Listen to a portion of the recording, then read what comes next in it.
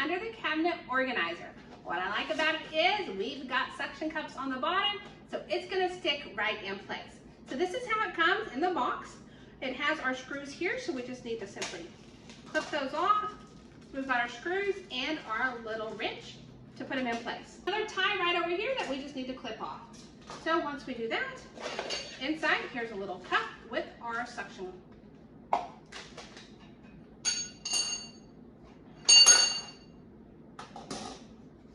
Now this will slide out, so we can see that it's going to slide that way. And then all we've got to do is put these right in here.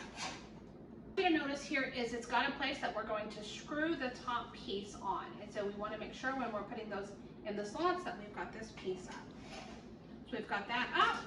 And then here is our top basket. The top basket has the holes, and so we're going to line those up so we can just simply screw those on. And just like that, we've got our top rack on, our bottom rack is already ready to slide out, and then we can simply stick this on the side. What I want you to notice is it's going to slide either way. So when you stick this in the cabinet, either way you go, the drawer is going to pull out. So the bottom tray has both, so that way nothing falls through the grates.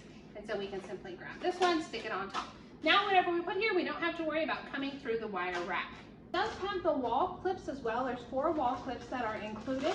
So if I wanted to mount this to the wall, I could slip these on here to help hold it and brace it, and then use the stickies to mount it to the wall. And just like that, it fits underneath my kitchen sink. I was able to put all of the kitchen items that were under the cabinet, so now everything is one organized spot. And just like that, it pulls out and pulls back in.